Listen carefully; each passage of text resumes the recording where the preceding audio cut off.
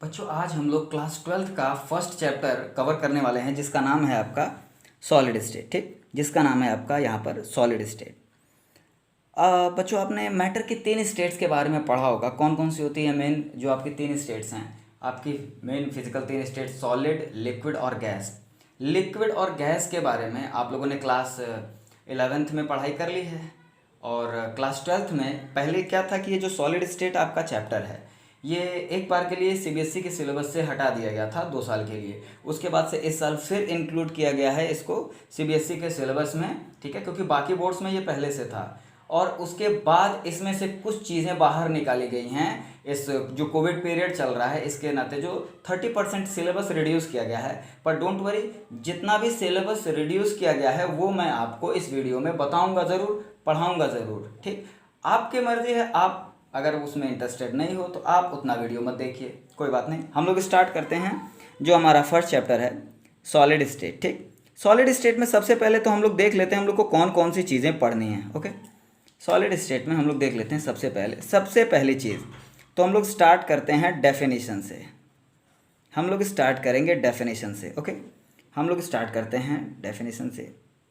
अब इसकी डेफिनेशन पर हमें बहुत ज़्यादा जोर नहीं देना है क्योंकि हम लोग इसकी डेफिनेशन पहले से ही पढ़े हुए हैं और इसकी डेफिनेशन हल्की फुल्की जानते भी हैं कि क्या होता है सॉलिड स्टेट। ठीक है, अब सॉलिड स्टेट क्या होता है? सिंपली जिनके बीच इंटरमॉलिक्यूलर फोर्स ऑफ अट्रैक्शन क्या हो, बहुत ज़्यादा हो। ठीक, और इंटर पार्टिकल डिस्टेंस बहुत कम हो। डेफिनेशन जब हम चैप्टर स्टार्ट करेंगे अभी तो वहाँ पर डिस्कशन करते हैं। ओके, डेफिनेशन के बाद है इसका क्लासिफिकेशन।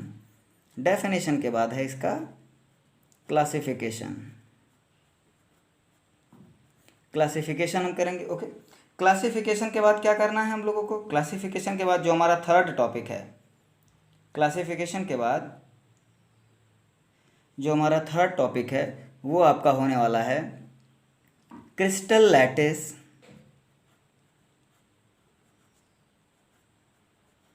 And unit shell.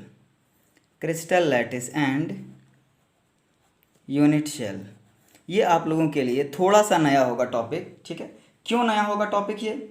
क्योंकि इसके पहले आप लोगों ने इसके बारे में क्रिस्टल लैटिस और यूनिट सेल के बाद जो आपका नेक्स्ट टॉपिक है वो है आपका number of atoms. Number of atoms in unit shells. जो अलग अलग टाइप के यूनिट शेल्स हम लोग पढ़ेंगे उनमें कितने नंबर ऑफ एटम्स हैं उनके बारे में हम लोग को पढ़ना रहेगा। ठीक है, number of atoms in unit cell. ठीक है, नेक्स्ट आपका इसके बाद है पैकिंग एंड पैकिंग एफिशिएंसी। जो नेक्स्ट टॉपिक होने वाला है पैकिंग एंड पैकिंग एफिशिएंसी। बच्चों अगर हम लोग को पता रहे कि हम लोगों को पढ़ना क्या है तो थोड़ी सी आसानी हो जाती है चैप्टर्स को समझने में। ठीक, पैकिंग और पैकिंग एफिशिएंसी के बाद फिर आपका डेंसिटी, जो आपका फॉर्मूला है डेंसिटी फॉर्मूला, और उस पर रिलेटेड कुछ न्यूमेरिकल्स। ये आपके बोर्ड में फिक्स हैं कि डेंसिटी रिलेटेड जितने भी न्यूमेरिकल्स हैं उनमें से एक न्यूमेरिकल पक्का है, पूछा जाता है। ठीक है, देखिए न्यूमेरिकल्स आपके बहुत कम आते हैं, बहुत कम इन द सेंस कि आपका 10 से 11 नंबर का सिर्फ न्यूमेरिकल आएगा। ठीक है, और जितने भी पोर्शन कटे हैं उसमें से एक भी आपका न्यूमेरिकल पोर्शन नहीं कटा है। न्यूमेरिकल पोर्शन जितने पिछले साल थे वही इस साल भी हैं। ओके, इसके बाद एक न्यूमेरिकल का पोर्शन इसी में और है रिलेशन बिटवीन। अभी बिल्कुल परेशान होने की ज़रूरत नहीं है, एक एक करके हम सारे के सारे टॉपिक को क्लियर करते चलेंगे इस वीडियो में। Relation between edge length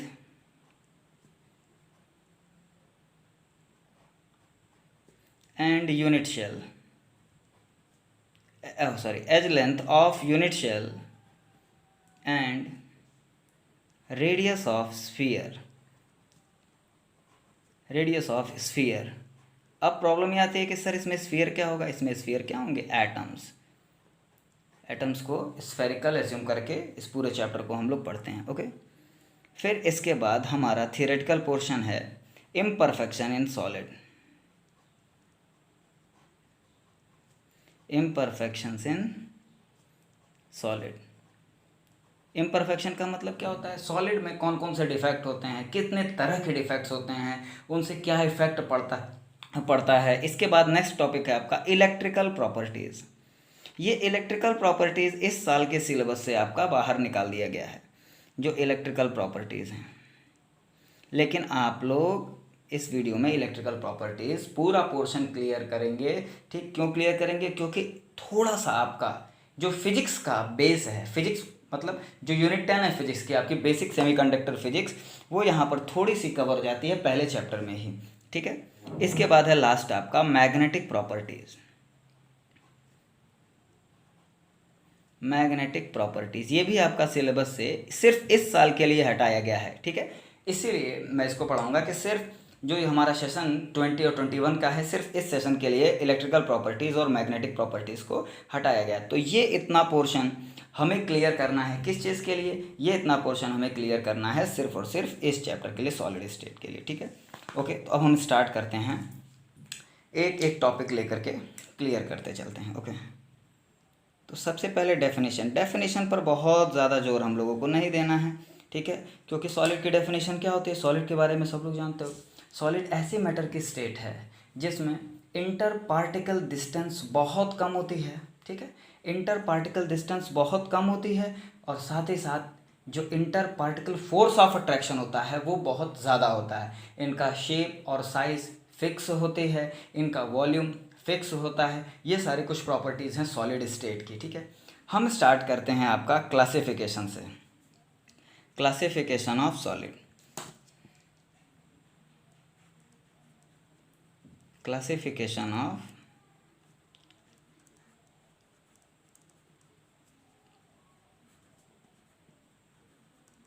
solids. ठीक है, जनरली कितने तरह के सॉलिड होते हैं? On the basis of their molecular arrangement, molecular या inter particle arrangement, there are mainly two types of solid. First one is amorphous solid. पहला क्या होता है आपका? Amorphous solid. ठीक, अमॉर्फस। और दूसरा होता है आपका क्रिस्टलाइन।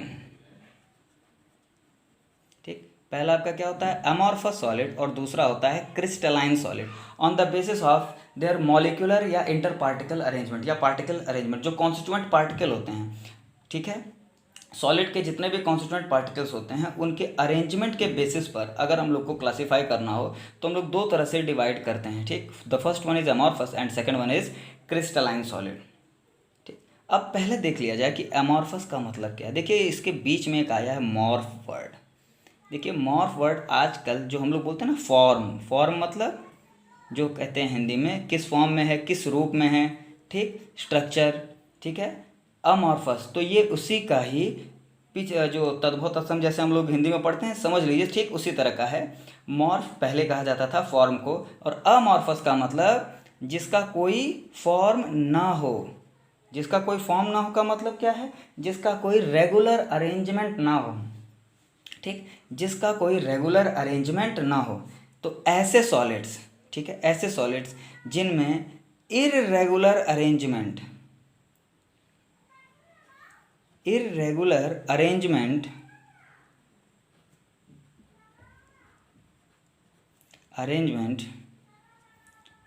Of constituent particle.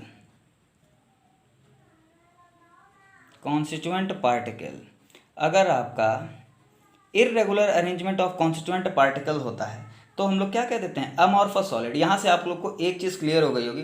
ठीक है, इसको हम लोग डिफरेंस के फॉर्म में, अमॉर्फस और क्रिस्टलाइन को डिफरेंस के फॉर्म में अगर पढ़ते हैं तो ये हमारे लिए बड़ा आसान हो जाएगा। Irregular arrangement of constituent particle. और क्रिस्टलाइन सॉलिड्स में क्या होता है? Regular arrangement of constituent particle. ठीक है, regular arrangement of constituent particle.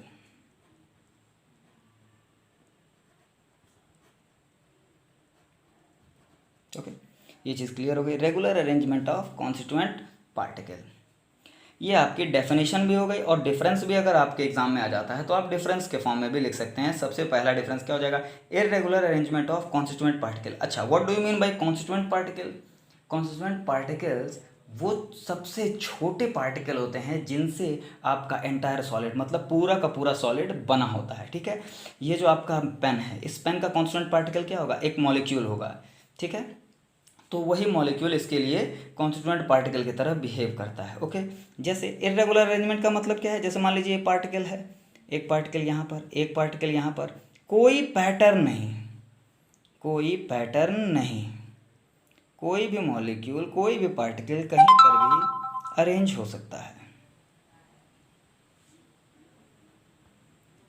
ठीक, वहीं अगर बात किया जाए रेगुलर अरेंजमेंट की, तो इसमें क्या होता है? एक फिक्स पैटर्न पर जो हमारे कॉन्स्टिट्यूएंट पार्टिकल्स होते हैं वो रेगुलरली क्या होते हैं? अरेंज्ड रहते हैं। ओके, ये चीज़ क्लियर हो गई आपकी। अब बात करते हैं सेकंड डिफरेंस की। ठीक, सेकंड डिफरेंस क्या होता है?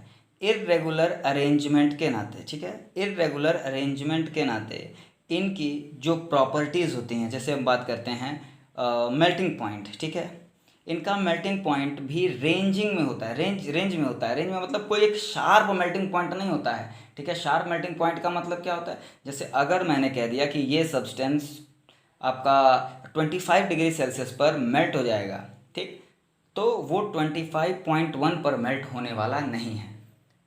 ठीक, बट अमॉर्फस सॉलिड की खासियत होती है कि इनका कोई फिक्स मेल्टिंग पॉइंट या बॉइलिंग पॉइंट नहीं होता है।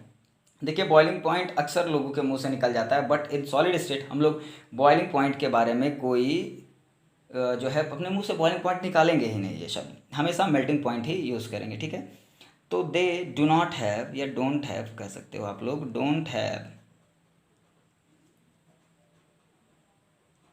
Sharp melting point, they do not have sharp melting point. ठीक है, वहीं अगर क्रिस्टलाइन सॉलिड की अगर हम लोग बात कर लें, क्रिस्टलाइन सॉलिड की बात कर लें, तो कहा जाता है कि they have sharp melting point.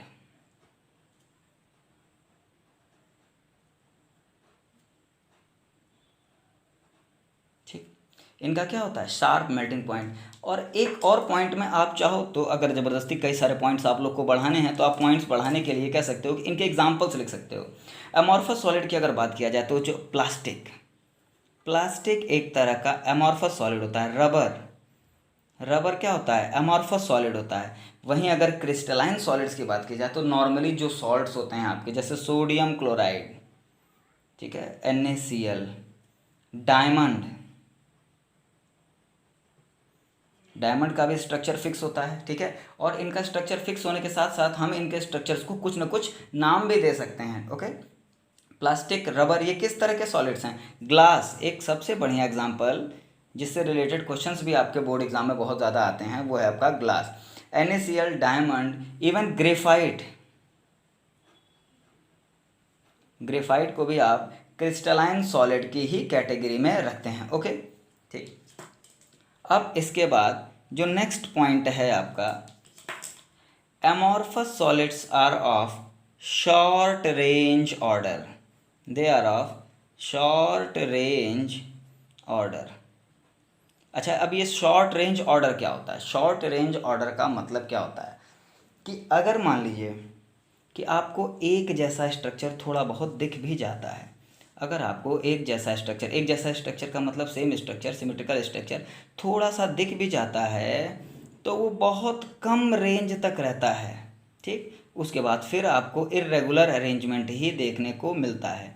अगर आप पैटर्न चाहते भी हैं, अगर आप कोई पैटर्न चाहते भी हैं, तो ये जो पैटर्न है आपको बहुत दूर तक देखने को नहीं मिलता है, बहुत कम पैटर्न बीच में बनता है, तो इसको क्या कहा जाता है? Short range order. वहीं क्रिस्टलाइन सॉलिड की बात की जाए तो इसमें जो अरेंजमेंट है आपका वो कैसा होता है? लॉन्ग रेंज ऑर्डर का होता है।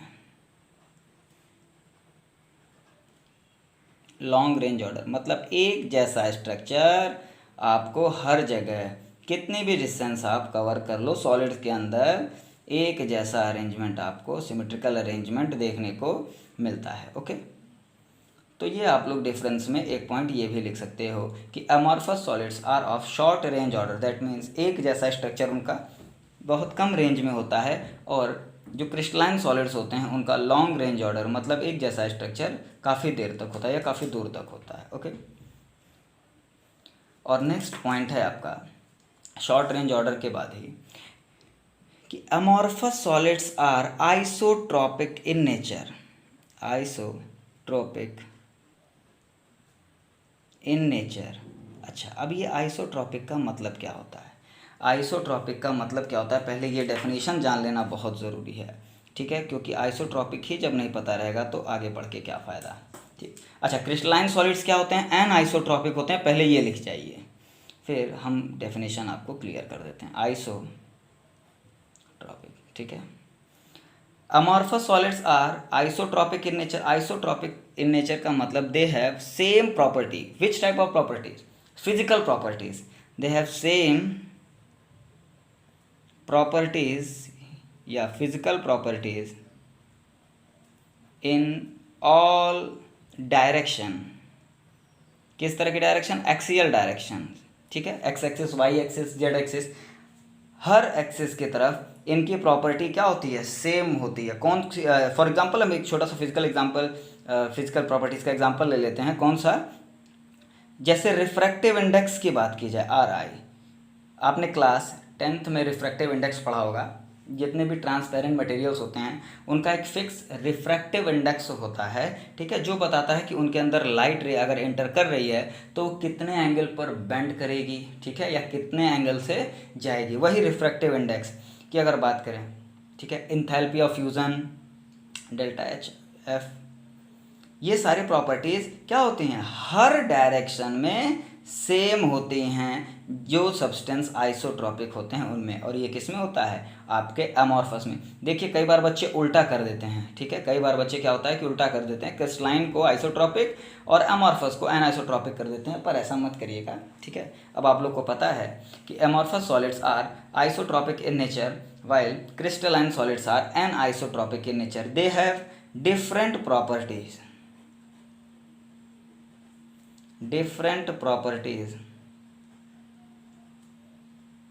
in all direction, ठीक है, इन ऑल डायरेक्शन। चाहे आप एक्स एक्सिस ले लीजिए, वाई एक्सिस ले लीजिए, ठीक है, या जेड एक्सिस ले लीजिए, ये क्या होते हैं? X axis, Y axis, Z axis.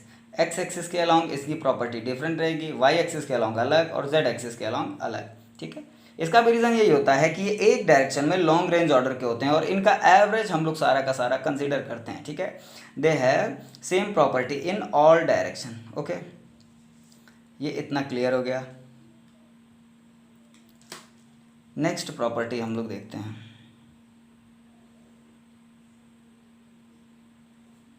Amorphous solids are not true solids, ठीक है, they are also known as pseudo solid और सुपर कोल्ड लिक्विड। इनको हम लोग सुपर कोल्ड लिक्विड भी कहते हैं।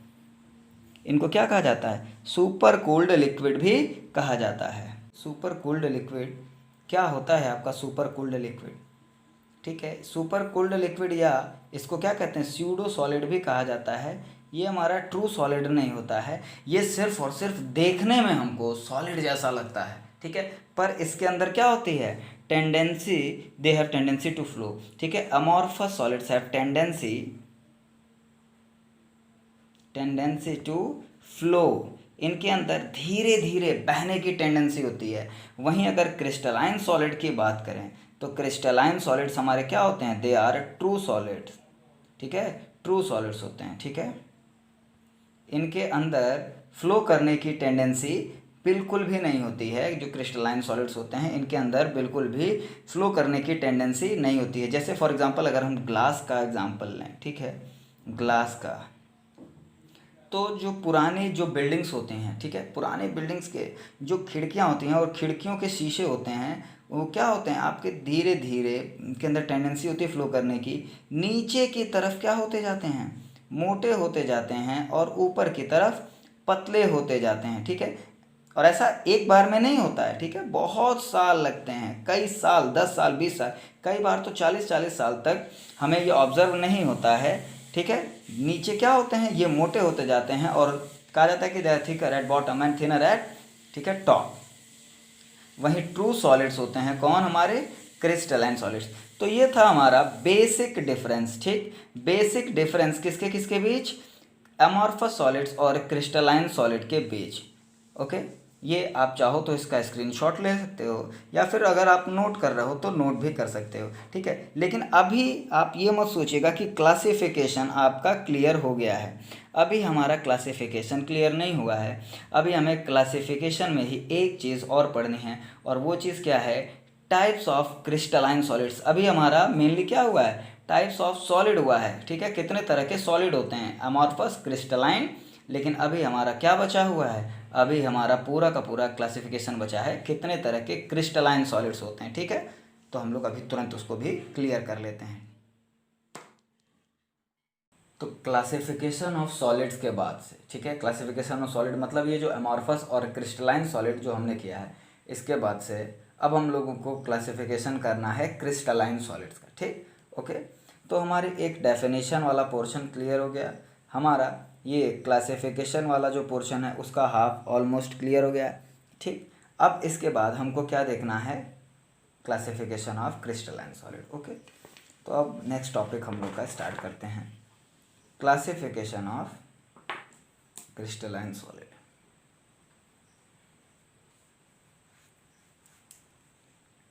नेक्स्ट टॉपिक है हमारा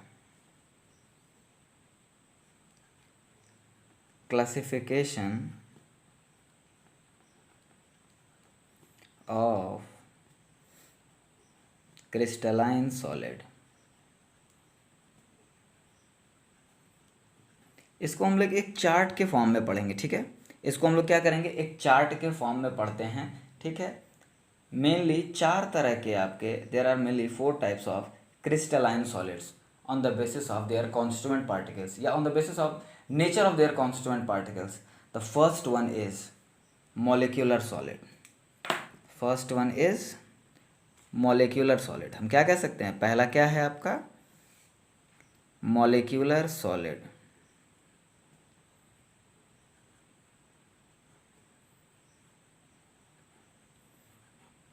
Second one is ionic solid. Second one is ionic solid. Third one is metallic solid.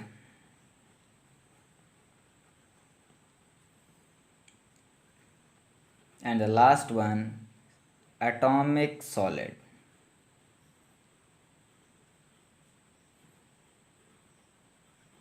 The last one is atomic solid.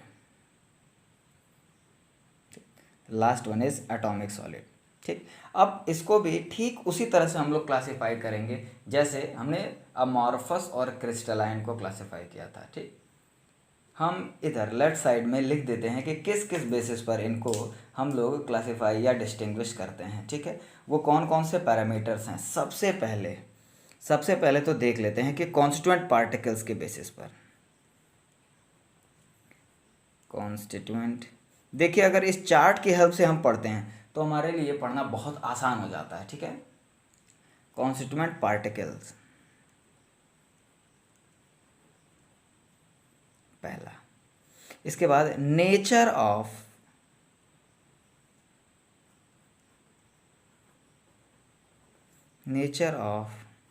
Bond, ठीक, और फोर्स या forces between constituent particle.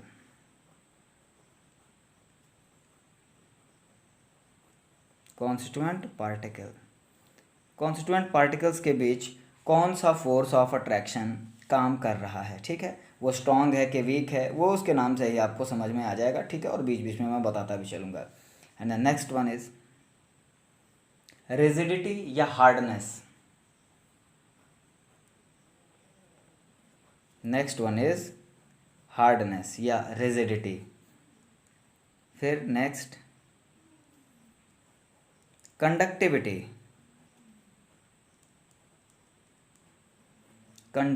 Okay, conductivity के बाद उनका melting point.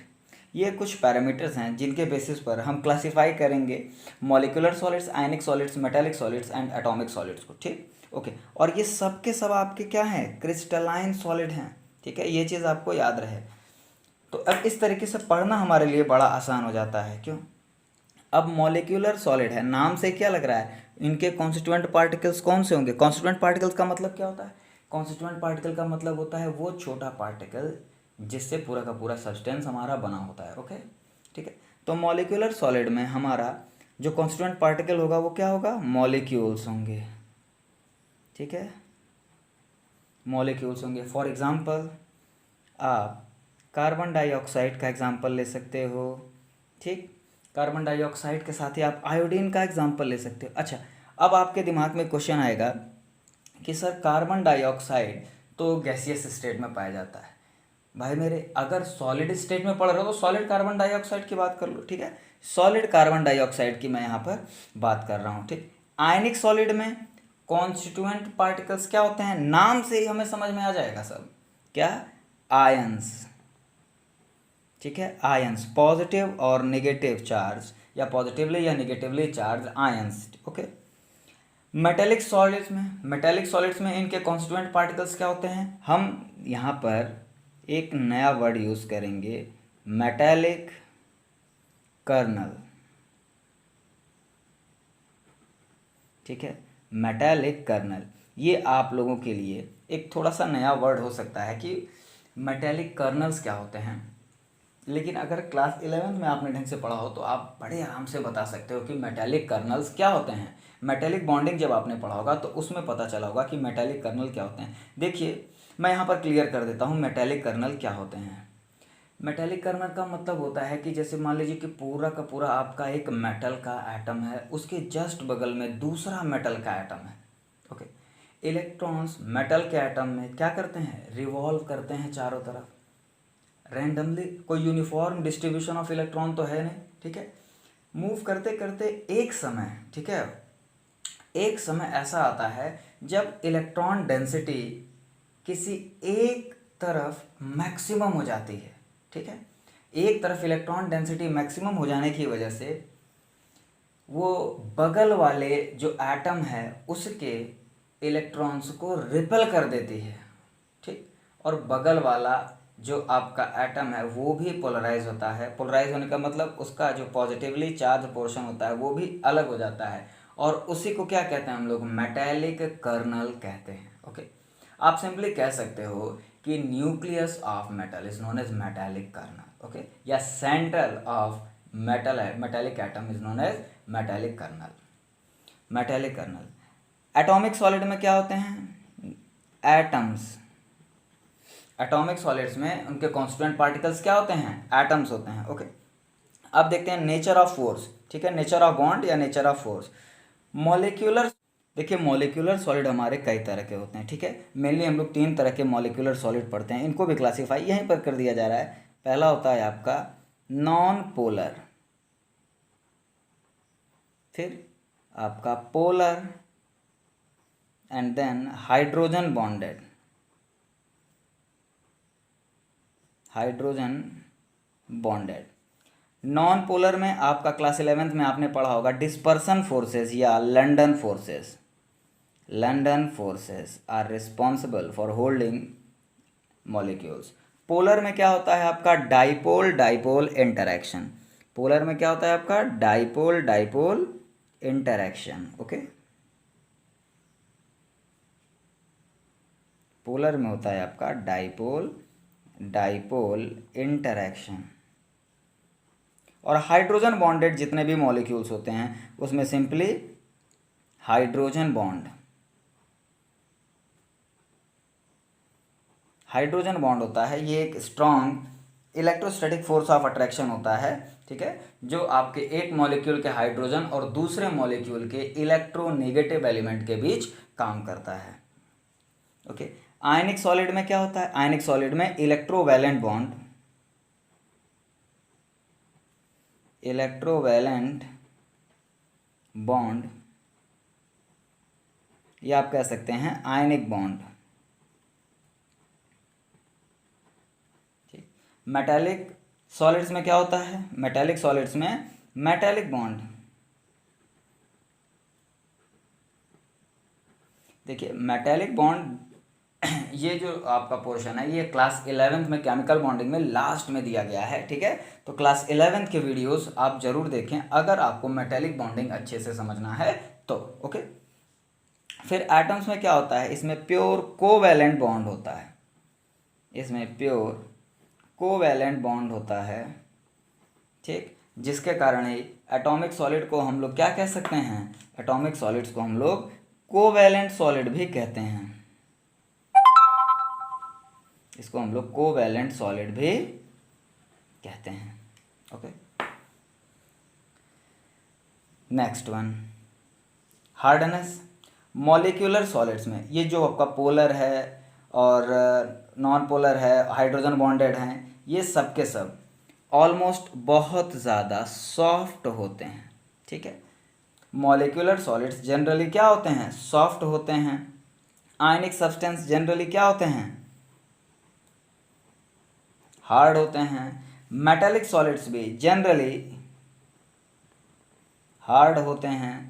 Atomic solids या covalent solids, ये covalent solid भी generally ये सॉफ्ट होते हैं, पर दुनिया का सबसे जो हार्डेस्ट सब्सटेंस है वो क्या है आपका, कोवेलेंट है। कौन है वो, डायमंड, ओके। जनरली ये क्या होते हैं, जनरली ये सॉफ्ट होते हैं, but the hardest known substance is covalent solid, okay. Exceptions are everywhere in chemistry. तो एक्सेप्शंस तो रहेंगे ही। कंडक्टिविटी की बात कर लेते हैं कि कौन किस तरह का कंडक्टिंग नेचर शो करता है, ओके। तो मॉलिक्यूलर सॉलिड्स में दे आर बैड कंडक्टर और poor conductor, they are bad conductor of electricity, ठीक है, they are bad conductor of electricity. But जो नॉन पोलर, ठीक है, ये सॉरी, जो पोलर सब्सटेंस होते हैं, जो पोलर सब्सटेंस होते हैं, फॉर एग्जांपल हम पोलर में एग्जांपल लिख लेते हैं यहाँ पर HCl का, जो हमारा पोलर सॉलिड्स होते हैं, ओके। पोलर सॉलिड्स को अगर हम लोग किसी सॉल्यूशन में डालते हैं, ठीक है, या उनको लिक्विफाई कर दिया जाए या किसी एक्वस सॉल्यूशन उनका बना लिया जाए तो क्या होगा, तो वो कंडक्टिंग बिहेवियर शो करते हैं। But generally they are, molecular solids are bad conductor of electricity. Ionic solids, ठीक है, ionic solids are also bad conductor, bad conductor in solid state, ठीक है, in solid state they are bad conductor in solid state. अच्छा, ये solid state में bad conductor क्यों होते हैं, क्योंकि इनके जो आयंस होते हैं, ठीक है, जो पॉजिटिव और नेगेटिव आयंस होते हैं सॉलिड स्टेट में, they are not free to move, वो इधर उधर मूव करने के लिए फ्री नहीं होते हैं। बट जैसे ही ये मोल्टन स्टेट में आते हैं, जैसे ही ये मेल्ट होते हैं, ये पॉजिटिव और नेगेटिव चार्ज मूव कर सकता है इधर उधर, और मूव करने की वजह से ही, अच्छा, मूवमेंट ऑफ चार्ज को ही तो हम लोग इलेक्ट्रिक करंट कहते हैं, और जैसे ही चार्ज मूव करने लगता है हम कहते हैं कि इसमें इलेक्ट्रिसिटी फ्लो हो रही है और ये कंडक्टर बन गया है। बट इन सॉलिड स्टेट ये क्या है, सॉलिड स्टेट में ये बैड कंडक्टर ही है। अच्छा, मेटेलिक सॉलिड की बात करते हैं। Metallic solid are good conductor, metallic solids are good conductor, ठीक। Atomic solids are bad conductor,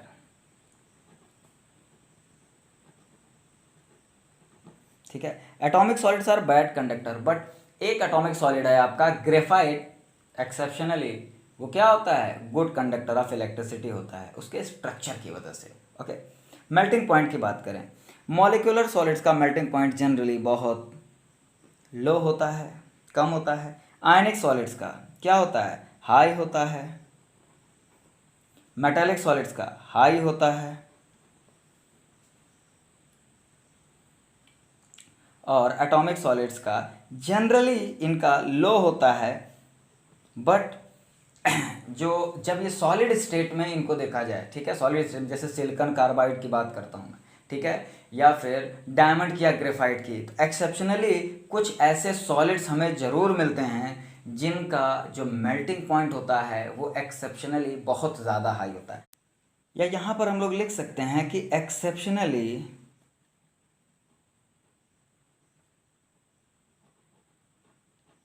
high, ठीक है, एक्सेप्शनली हाई मेल्टिंग पॉइंट होता है कुछ एटॉमिक सॉलिड्स का, ठीक। बट जनरली कोवैलेंट बॉन्ड होने की वजह से इनका जो मेल्टिंग पॉइंट होता है वो क्या कहा जाता है कि ये लो होता है। ओके, तो ये तो हो गया हमारा कंपैरिजन। अब देखिए, अगर इसको आप पैराग्राफ के फॉर्म में लिखना चाहें तो पूरा सेंटेंस बना करके लिख सकते हैं, बट अगर आप चाहते हो कि रैपिड रिवीजन हो जाए, ठीक है, तो आप इसका स्क्रीनशॉट ले सकते हो, या फिर पीडीएफ के फॉर्म में आप वीडियो के नीचे ही जा करके इसको पीडीएफ के फॉर्म में बड़े आराम से डाउनलोड भी कर सकते हो, बाद में प्रिंट आउट निकलवा के आराम से पढ़ लो, ठीक है।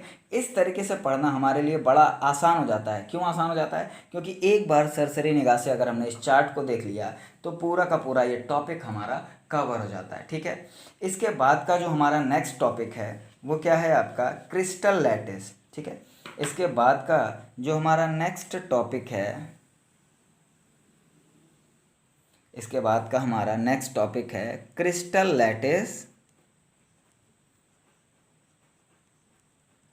And unit cell. Crystal lattice and unit cell, ठीक है। अब हम लोग यही टॉपिक लैटिस, क्रिस्टल लैटिस को ही हम लोग क्या कहते हैं? इसको एक और नाम दिया जाता है, इसको स्पेस लैटिस भी कहते हैं। देखिए, लैटिस का मतलब क्या होता है? लैटिस का मतलब होता है आपका नेटवर्क। यहाँ पर नेटवर्क किसका होगा? Network of constituent particle, network of constituent particle,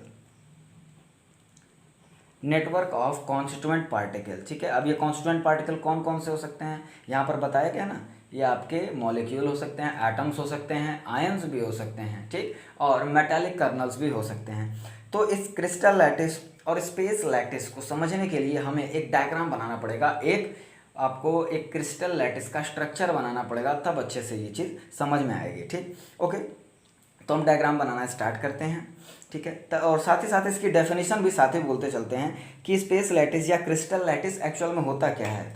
ये 3 डायमेंशनल अरेंजमेंट, ठीक है। क्रिस्टल लैटिस या स्पेस लैटिस क्या होता है? 3 dimensional arrangement of constituent particle. किस टाइप का? जिस तरह से बना रहा हूँ ठीक उसी तरह से। 3 dimensional arrangement of constituent particles in space, ठीक। कॉन्स्टिट्यूएंट पार्टिकल का 3 डायमेंशनल अरेंजमेंट स्पेस के अंदर क्या कहलाता है? स्पेस लैटिस या क्रिस्टल लैटिस कहलाता है। एक क्रिस्टल लैटिस का स्ट्रक्चर बना करके इसको समझ लेते हैं हम लोग, ओके। अगर आप देख करके वीडियो बना रहे हो तो साथ ही साथ बनाते चलो, बनने के बाद बना पाना थोड़ा सा बच्चों के लिए मुश्किल होता है, और अगर आप साथ नहीं बना पा रहे हो तो आगे दिक्कत आपको होगी, ओके।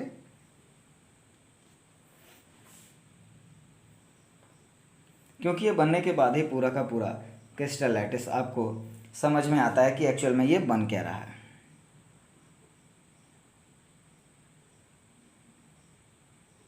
एक क्यूबिकल बॉक्स पहले बनाया है और उस बॉक्स में आप कह सकते हो कि साइड साइड से प्लेट्स डाल दी जा रही हैं, ओके। ये दोनों लाइन हैं, इनके पैरेलल एक लाइन एकदम मिड से, फिर बेस के पैरेलल एक लाइन,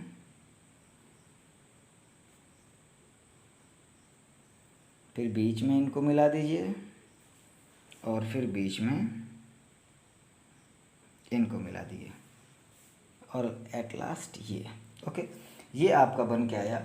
अब इनके कॉन्स्टिट्यूएंट पार्टिकल्स जितने कॉर्नर्स हैं, ये तो आपका अरेंजमेंट था। ये हमारा एक कॉन्स्टिट्यूएंट पार्टिकल, ये दूसरा कॉन्स्टिट्यूएंट पार्टिकल, ये तीसरा,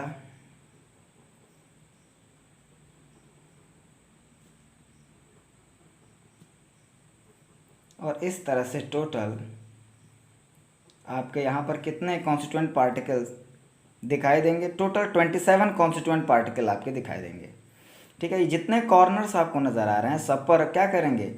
एक डॉट बना करके या एक स्फीयर बना करके हम देख लेंगे कि कितने कॉन्स्टिट्यूएंट पार्टिकल हैं। ये आपका NaCl का क्रिस्टलाइन स्ट्रक्चर है, ओके। ये आपका NaCl का क्रिस्टलाइन स्ट्रक्चर ऐसा ही होता है। अब यहाँ पर हम NaCl नहीं लिखेंगे क्योंकि हमें उन दोनों की साइज़ भी यहाँ पर मेंशन करनी पड़ेगी, ठीक है, सारे स्फीयर मैंने बराबर बनाए हैं, जबकि NaCl में आपका क्लोरीन का जो स्फीयर का साइज़ है वो क्या होता है, सोडियम के साइज़ से ज़्यादा होता है। तो टोटल ये आपके 27 कॉन्स्टिट्यूएंट पार्टिकल नज़र आ रहे हैं आपके सामने। ठीक, यही आपका क्या है, पूरा का पूरा अरेंजमेंट क्या है आपका, स्पेस लैटिस है। ये पूरा का पूरा अरेंजमेंट क्या है आपका, space lattice. Okay, 3 dimensional network of constituent particle. और इन कॉन्स्टिट्यूएंट पार्टिकल्स को ही क्या नाम दिया जाता है, इन कॉन्स्टिट्यूएंट पार्टिकल्स को ही हम नाम देते हैं लैटिस पॉइंट या लैटिस साइट। इसको क्या नाम दिया जाता है, लैटिस साइट या लैटिस पॉइंट। ये जो कॉन्स्टिट्यूएंट पार्टिकल्स हैं, ठीक है, जितने भी कॉर्नर्स पर हैं, इनको हम लोग क्या बोलते हैं, या तो आप इनको लैटिस पॉइंट बोल दीजिए या फिर लैटिस साइट, दोनों का मतलब एक ही है। ओके, और एक कोई, ठीक, सिंपल एक, ये जो सबसे स्मॉलेस्ट क्यूब है आपका, ठीक है, ये जो सबसे स्मॉलेस्ट क्यूब है आपका, जिसके बार बार रिपीटेशन से आप कह सकते हो ये सबसे स्मॉलेस्ट क्यूब,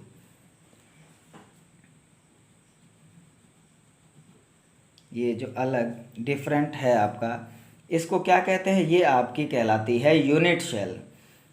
ठीक, इसको क्या बोलते हैं, यूनिट शेल कहा जाता है। ये जो सबसे स्मॉलेस्ट यूनिट है, जिसके रिपीटेशन से हमारा पूरा का पूरा सॉलिड आपका बना दिखाई देता है, इसी को क्या बोलते हैं, यूनिट शेल कहते हैं। ओके, इसको कहते हैं हम लोग यूनिट शेल।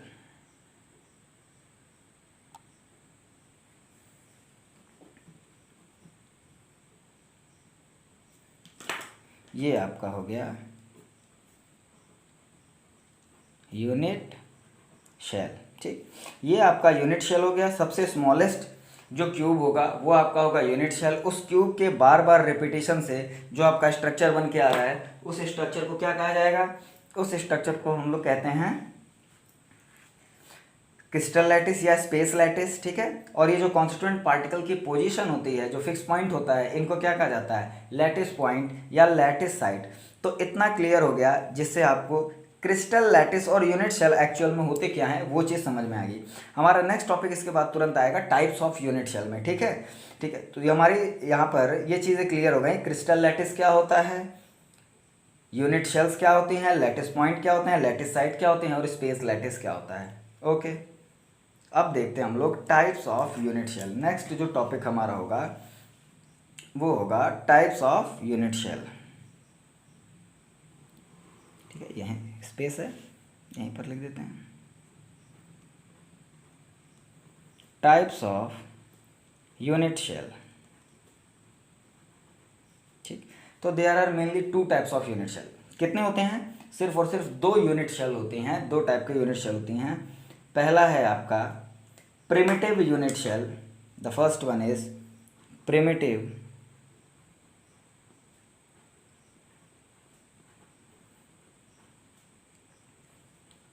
Unit cell. इसको हम लोग एक और नाम देते हैं सिंपल क्यूबिक यूनिट शेल भी कहते हैं। इनको क्या कहा जाता है, सिंपल क्यूबिक यूनिट शेल भी कहते हैं।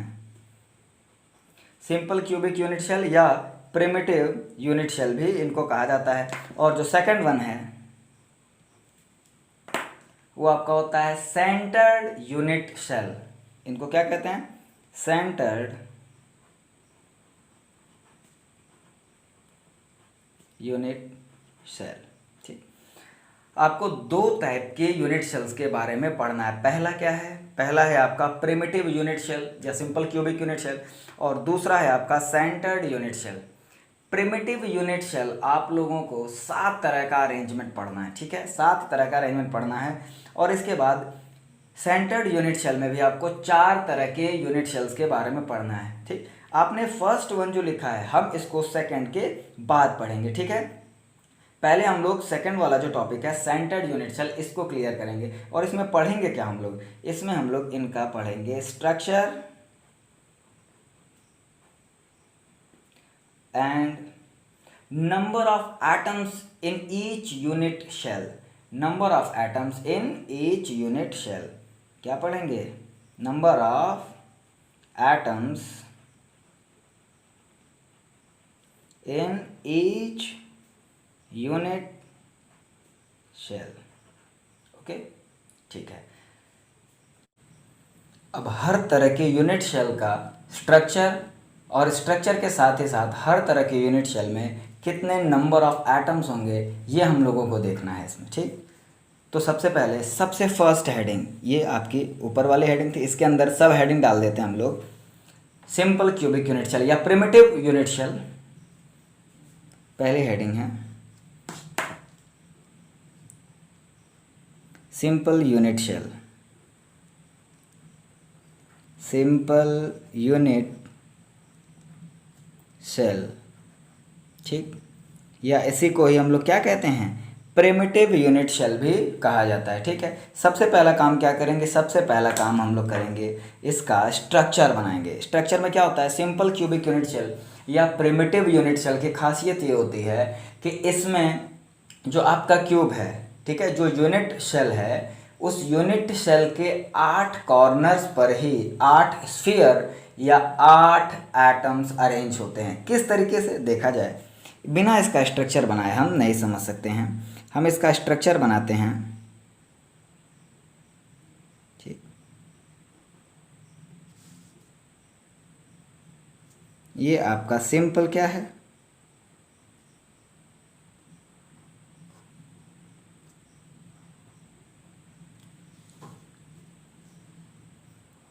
ये आपका सिंपल क्यूब है और इस क्यूब के 8 कॉर्नर्स पर, इस क्यूब के 8 कॉर्नर्स पर क्या होता है, अरेंजमेंट होता है 8 स्फीयर्स का, ठीक। इस क्यूब के 8 कॉर्नर पर ही अरेंजमेंट होता है 8 स्फीयर का। किस तरीके से देख लेते हैं। एक स्फीयर यहाँ होगा, एक एटम यहाँ, दूसरा एटम यहाँ, तीसरा एटम यहाँ, चौथा यहाँ, पाँचवा, छठवां, सातवां और आठवां। इस तरीके से टोटल जो नंबर ऑफ एटम्स हैं, ठीक, इस यूनिट सेल में जो नंबर ऑफ कॉन्स्टिट्यूएंट पार्टिकल्स हैं वो टोटल यहाँ पर कितने हम लोगों को दिखाई दे रहे हैं। टोटल देखने में हम लोग को लग रहा है कि there are 8 constituent particles in simple cubic unit cell, but effective number of atoms कितने होंगे ये हमें देखना होगा, ठीक है। ये देखने के लिए सबसे ज़रूरी चीज़ है ये पता करना कि एक स्फीयर का या एक एटम का कितना पार्ट एक क्यूब के अंदर आ रहा है। ओके, इज दैट क्लियर, ठीक है। सबसे पहले हम लोग को क्या जानना ज़रूरी है कि एक स्फीयर या एक एटम का कितना पार्ट इस क्यूब के अंदर आ रहा है। हम ये नहीं कह सकते, हम बस ये कह सकते हैं कि 8 कॉर्नर्स पर 8 एटम्स अरेंज हैं। हो सकता है कि बगल वाले यूनिट शेल में भी इन स्फीयर्स का कुछ पार्टिसिपेशन हो, ठीक। तो अगर कॉर्नर्स पर किसी यूनिट शेल के कोई स्फीयर है तो वो अपना कितना पार्टिसिपेशन करता है, वो अपना पार्टिसिपेशन करता है 1/8, ठीक है। कॉर्नर पर है तो टोटल स्फीयर या टोटल अपने वॉल्यूम का कितना पार्टिसिपेट करेगा, वो 1/8 पार्टिसिपेट करेगा। 1/8 पार्ट अपना इन्वॉल्व करेगा किसमें, इस यूनिट शेल में, ठीक है। तो अगर हम लोगों को पता करना हो टोटल नंबर ऑफ एटम, ठीक है, total number of atom in this unit shell,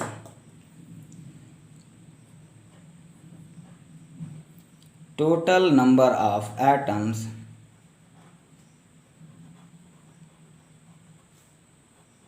in simple cubic unit cell या प्रिमिटिव यूनिट शेल,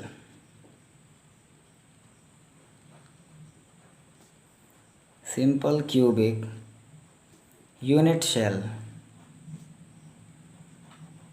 ठीक। तो ये कैसे निकल के आएगा, टोटल नंबर ऑफ स्फीयर कितने दिखाई दे रहे हैं, 8। एक एटम या एक स्फीयर इस यूनिट शेल के अंदर अपना कितना पार्टिसिपेशन दिखा रहा है, 1/8, ठीक। तो इज इक्वल टू कितना आ जाएगा, 1 एटम, ठीक है। 8 एटम्स हमें दिखाई दे रहे हैं और हर एटम अपना 1/8 पार्टिसिपेट कर रहा है इसके अंदर। अच्छा, ये जो 1/8 पार्टिसिपेशन है ये समझ में नहीं आता है, तो इसके पहले जो हमने पढ़ा था इसको देख करके समझते हैं, ठीक। यहाँ पर देखिए, ये जो आपका मिड में एक स्फीयर है, ये जो सबसे बीच में स्फीयर है, इसके चारों तरफ टोटल कितने क्यूब हैं, ध्यान से देखेंगे तो टोटल 8 क्यूब हैं।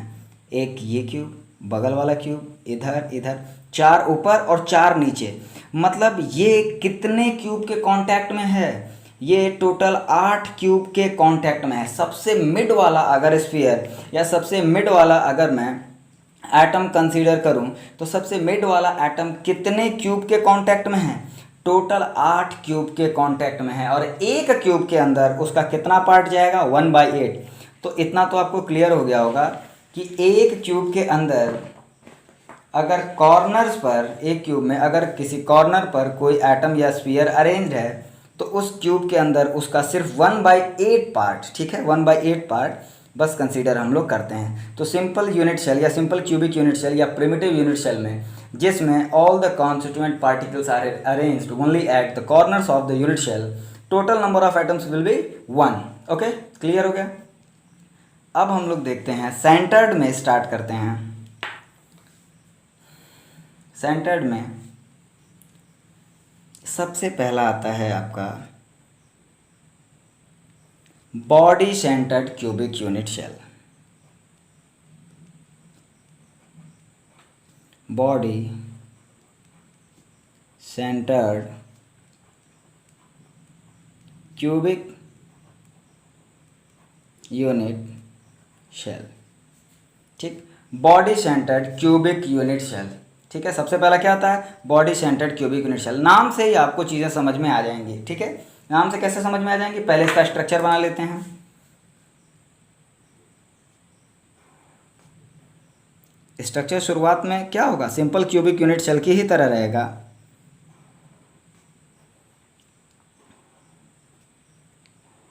सिंपल क्यूबिक यूनिट सेल का मतलब 8 कॉर्नर्स पर तो जो एटम्स हैं वो अरेंज्ड रहेंगे ही रहेंगे। 8 कॉर्नर्स पर तो एटम्स अरेंज रहेंगे ही रहेंगे। इसके साथ साथ पूरे के पूरे क्यूब के अंदर, पूरे के पूरे क्यूब के मिड में यहाँ पर भी एक आपका स्फीयर रहता है, यहाँ पर भी आपका एक स्फीयर रहता है, ठीक है। तो इसमें अगर हमें टोटल नंबर ऑफ एटम निकालना हो, अगर इस टाइप के यूनिट सेल में टोटल नंबर ऑफ एटम अगर हमें निकालना हो या पता करना हो, total number of atoms in BCC, BCC मतलब body centred cubic unit cell, total number of atoms in BCC कैसे निकलेगा? 8 कॉर्नर्स पर तो है ही, तो 8 × 1/8 प्लस जो एकदम बीच में है, ठीक है। मान लीजिए ये कोई रूम है, रूम के एकदम मिड में, ठीक है, उसके बल्क में कोई सब्सटेंस है, तो पूरे के पूरे रूम में इन्वॉल्व होगा कि नहीं होगा? मतलब उसका पूरा का पूरा जो इन्वॉल्वेशन होगा पूरे के पूरे सब्सटेंस का होगा। ओके, तो ये हमारा जो बीच में एटम या स्फीयर है ये आपका पूरे के पूरे क्यूब में इन्वॉल्व हो रहा है। इस कारण इसको क्या लिखेंगे? 1 × 1, मतलब एक क्यूब है और उसका पूरा का पूरा 100% इन्वॉल्व हो रहा है इस क्यूब के अंदर, ठीक है। एक स्फीयर है और एक स्फीयर या एक एटम पूरा का पूरा इन्वॉल्व हो रहा है एक क्यूब के अंदर। तो टोटल नंबर ऑफ एटम्स कितने आ जाएंगे आपके? 2 आ जाएंगे। Total number of atoms in BCC यानी कि body centred cubic unit cell के अंदर कितने आ जाएंगे? 2। ओके, अब थर्ड वन, तीसरा आपका क्या है? तीसरा है आपका face centred cubic unit cell. Face centred cubic unit cell, या इसको हम लोग क्या कहते हैं? इसको हम लोग FCC भी कहते हैं, ठीक है। इसको हम लोग FCC भी कहते हैं। ज़्यादातर जो आपके न्यूमेरिकल्स या क्वेश्चंस होते हैं वो FCC से ही आते हैं। FCC यानी कि face centred cubic unit cell से रिलेटेड न्यूमेरिकल्स ज़्यादा पूछे जाते हैं, ठीक है। अभी हम लोग न्यूमेरिकल की प्रिपरेशन या तैयारी कर रहे हैं बस, ठीक है। ये कोई कैलकुलेशन नहीं है, ये सिंपल एक डाटा है जो आपको याद रखना है हर समय। ओके, तो अब इसमें क्या करते हैं हम लोग? फिर से वही स्ट्रक्चर बनाते हैं सिंपल क्यूबिक यूनिट सेल की तरह। तो ये रहेगा ही रहेगा। सिंपल क्यूबिक यूनिट शेल की तरह। सिंपल क्यूबिक यूनिट शेल का मतलब 8 कॉर्नर्स पर तो 8 स्फीयर। स्फीयर का मतलब क्या होता है? स्फीयर का मतलब हो गया आपका एटम्स, तो रहेंगे ही रहेंगे।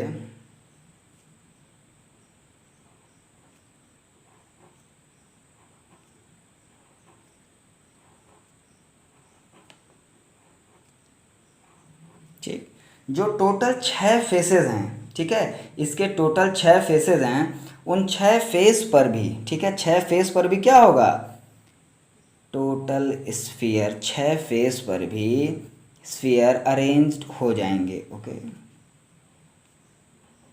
मतलब जितने 6 फेस हैं उन 6 फेसेस पर भी एक एक एटम या एक एक स्फीयर अरेंज हो जाएगा। अच्छा, अब मान लीजिए कि ये इस तरह का फेस है और फेस पर कोई एक आपका स्फीयर लगा है, तो एक तरफ वो अपना हाफ पोर्शन इंक्लूड कर रहा है और दूसरी तरफ हाफ पोर्शन, यानी कि फेस पर, ठीक है, ध्यान से सुनिएगा, फेस पर अगर कोई स्फीयर या एटम अरेंज है, फेस पर कोई स्फीयर अरेंज है, तो अपना हाफ पोर्शन एक क्यूब में और अपना हाफ पोर्शन दूसरे क्यूब में इंक्लूड करता है। ओके, तो इस तरह से अगर हम टोटल नंबर ऑफ एटम्स निकालने की बात करें, ठीक है, इस तरह अगर हम टोटल नंबर ऑफ एटम्स निकालने की बात करें,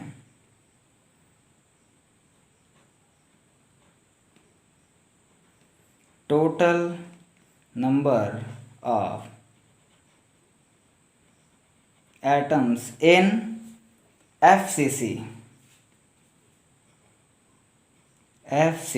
that means face centred cubic unit cell, ठीक, कितना आएगा? 8 इंटू 1/8, ये तो सब में रह रहा है, ठीक है, 8 इंटू 1/8, 8 ऐसे एटम्स जो हमारे 8 कॉर्नर्स पर अरेंज्ड हैं, प्लस 6 ऐसे एटम्स जो फेसेस पर अरेंज्ड हैं, और फेसेस पर अरेंज होने के नाते सिर्फ और सिर्फ उनका 1/2 यानी कि हाफ पोर्शन एक क्यूबिक यूनिट शेल में इन्वॉल्व होगा। तो इसको सॉल्व करने पर आपका कितना आता है? इसको सॉल्व करने पर आपका आता है 4 एटम्स, यानी कि total number of atoms is equal to 4 in face centred cubic unit shell.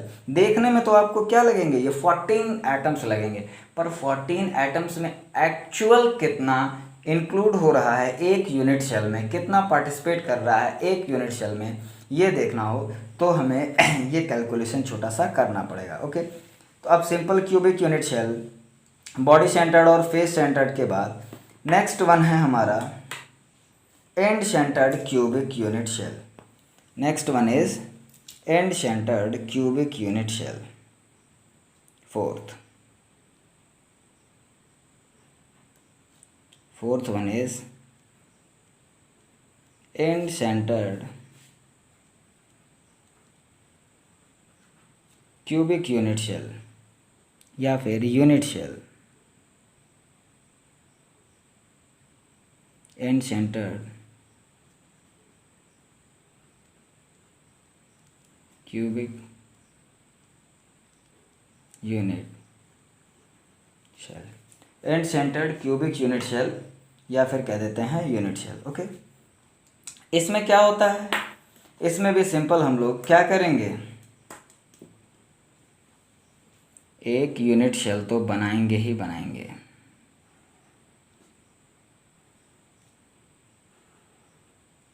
एक यूनिट शेल तो बनाया ही जाएगा, जिसमें आपके 8 एटम्स कहाँ पर होंगे? 8 एटम्स आपके कॉर्नर्स पर होंगे, ठीक, 8 एटम्स आपके कॉर्नर्स पर होंगे।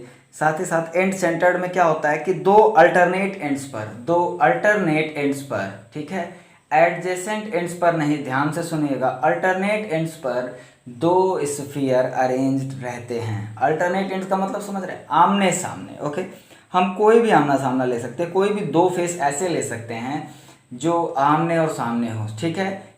एडजेसेंट कोई भी ऐसा नहीं लिया जाएगा फेस जो एडजेसेंट हो। ओके, अल्टरनेट एंगल्स पर, ये सॉरी अल्टरनेट फेसेस पर जैसे एक फेस अगर ये ले रहे हैं तो बगल वाला फेस कांटेक्ट में है, इसके बगल वाला फेस पीछे कांटेक्ट में, ये फेस कांटेक्ट में, इधर कांटेक्ट में, सिर्फ और सिर्फ इसके जस्ट सामने, दैट मीन्स नीचे वाला जो फेस बचा, यही एक ऐसा फेस बच रहा है जो ऊपर वाले फेस के डायरेक्ट कांटेक्ट में नहीं है।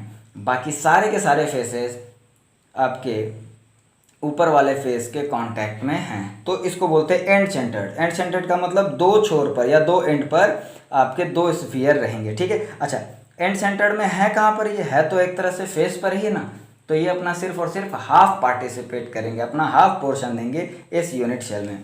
तो इसमें अगर हम लोग बात करते हैं टोटल नंबर ऑफ एटम्स की,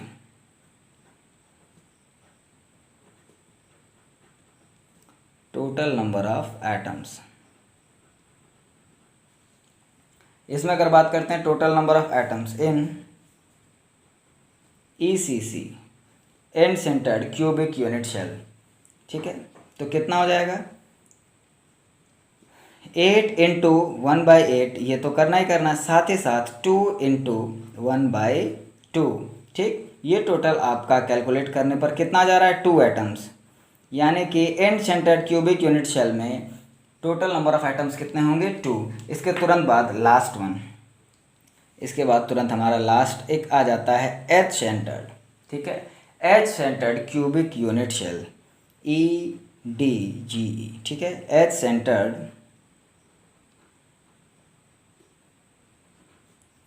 क्यूबिक यूनिट सेल, ठीक है।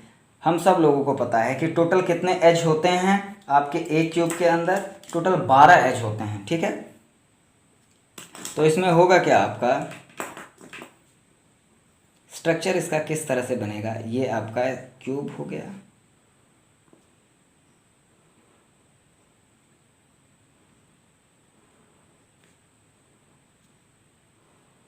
ठीक। मेरी ड्राइंग बहुत अच्छी नहीं है तो आप लोग शिकायत कर सकते हैं, कोई दिक्कत नहीं। कोशिश ये रहेगी कि ड्राइंग मेरी धीरे धीरे अच्छी हो, ठीक है। आप ही लोग को पढ़ाते पढ़ाते अच्छी हो जाएगी, okay.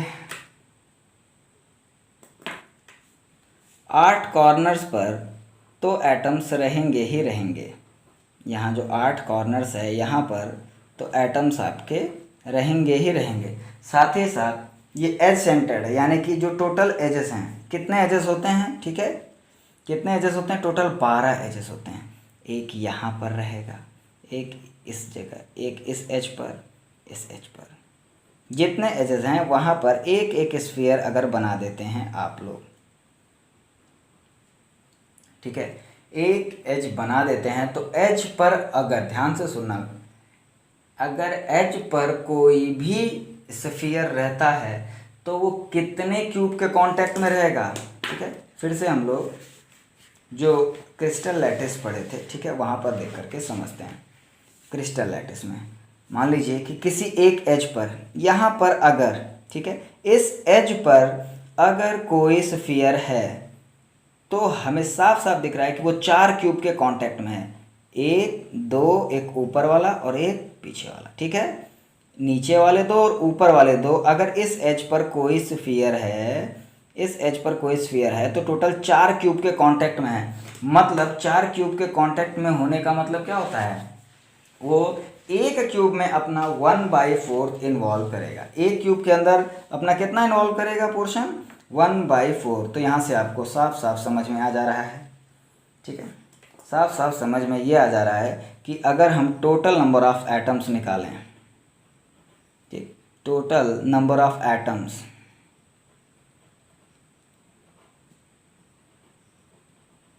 total number of atoms in H centered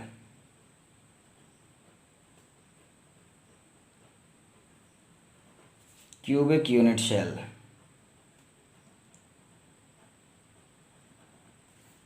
अगर कैलकुलेट किया जाए, ठीक, तो कितना निकल के आ जाता है 8 इंटू 1/8, ये तो हर हाल में आपको करना ही कर रहे हैं, प्लस प्लस ये जो टोटल आपके 12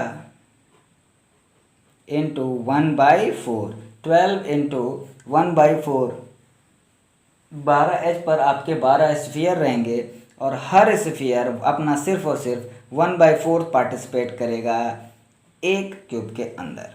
ठीक है, तो टोटल कितने आ गए आपके? टोटल आ गया 4। ओके, टोटल आ गए आपके 4 atoms in H centred cubic unit cell. तो फिर से हम लोग देख करके एक बार रिवाइज कर लेते हैं। सिंपल क्यूबिक यूनिट शेल में क्या होता है कि 8 कॉर्नर्स पर हमारे 8 एटम्स अरेंज होते हैं और एक एटम अपना सिर्फ और सिर्फ 1/8 पार्टिसिपेट करता है, जिसके नाते हम लोग क्या कह देते हैं कि इसमें सिंपल क्यूबिक यूनिट शेल में सिर्फ और सिर्फ एक एटम है। ठीक है, इफेक्टिव नंबर ऑफ एटम्स कह सकते हैं आप। बॉडी सेंटर्ड की बात करें तो बॉडी सेंटर्ड में 8 कॉर्नर्स पर तो हमारे 8 स्फीयर रहेंगे ही रहेंगे, साथ ही साथ एक इसके बल्क में, और बल्क में मतलब इसके वॉल्यूम में, इसके मिड में, इसके बीच में रहने के कारण क्या होता है, पूरा का पूरा वो 100% इन्वॉल्व रहता है इस क्यूब के अंदर। तो 8 × 1/8 प्लस 1 × 1 टोटल आपका body centred cubic unit cell यानी कि BCC में टोटल नंबर ऑफ स्फीयर या टोटल नंबर ऑफ एटम्स हो गए आपके 2। सेम इसी तरह से face centred cubic unit cell में 8 कॉर्नर्स पर तो रहेंगे ही रहेंगे, साथ ही साथ 6 फेसेस पर भी रहते हैं स्फीयर, और हर स्फीयर अगर फेस सेंटर पर या फेस पर अरेंज है तो अपना सिर्फ और सिर्फ 1/2 यानी कि हाफ पोर्शन इन्वॉल्व करता है एक क्यूब के अंदर। टोटल नंबर ऑफ एटम्स कितने हो जाते हैं? 4। एंड सेंटर्ड में अल्टरनेट एंड्स पर, ठीक है, एडजेसेंट नहीं, अल्टरनेट एंड्स पर 2 एटम्स अरेंज रहते हैं, किसके साथ? 8 एटम्स एट 8 कॉर्नर्स। ओके, तो टोटल नंबर ऑफ एटम्स कितने निकल के आ जाएंगे आपके? 2। एच सेंटर्ड सेम इसी तरह से 8 आपके कॉर्नर्स पर, साथ ही साथ 12 एजेस पर 12 स्फीयर, और हर एक स्फीयर अगर एच पर है तो अपना सिर्फ और सिर्फ 1/4, ठीक है, 1/4 पार्ट इन्वॉल्व करेगा किसके अंदर? एक क्यूब के अंदर। तो टोटल नंबर ऑफ आपके एटम्स इसमें निकल गए। अब इसके बाद हम लोगों को पढ़ना है जो हम लोग का नेक्स्ट टॉपिक है